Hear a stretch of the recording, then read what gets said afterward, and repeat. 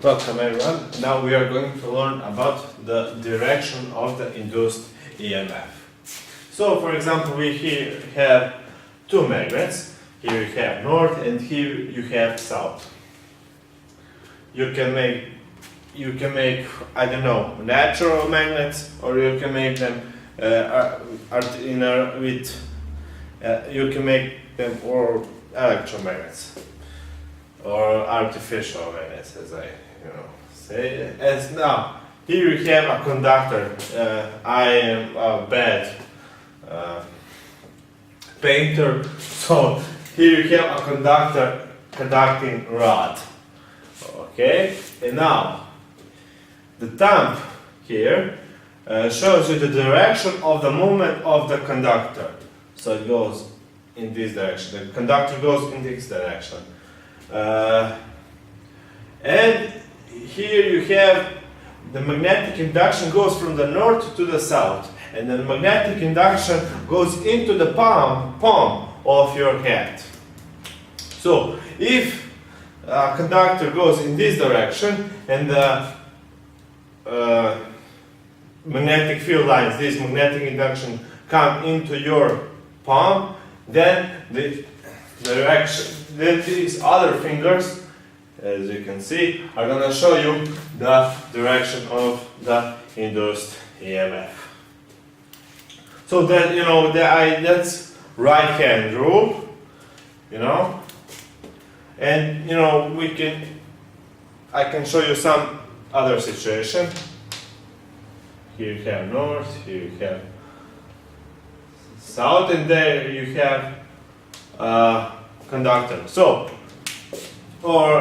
if you want to, the biggest amount of induced EMF you're going to have if you go perpendicular to the magnetic field lines. If you go in this direction, as you can see, you put the thumb. This is the movement of the conductor. As you can see, there is going to be less magnetic field lines going into the palm of your hand. And if you go in the same direction, or if you move this conductor in the same direction or in opposite, here and here. So if you move it like here, if you move the conductor up in the same or opposite direction with the magnetic field lines, the magnetic induction, then no magnetic field lines there are no magnetic field lines that come into the palm of your hand. So then you won't have the induced EMF.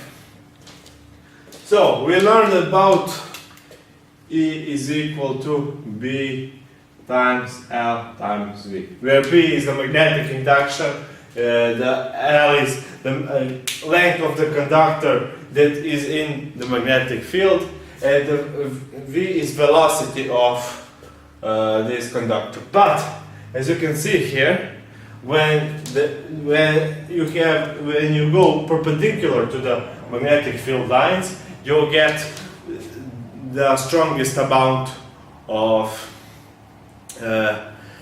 induced EMF. But if you go in the same direction or opposite, then you get none of this induced EMF. So you can add times sinus. I don't know if you learned about this, but you can calculate on your calculator the sinus of which angle that this velocity and magnetic induction close each other.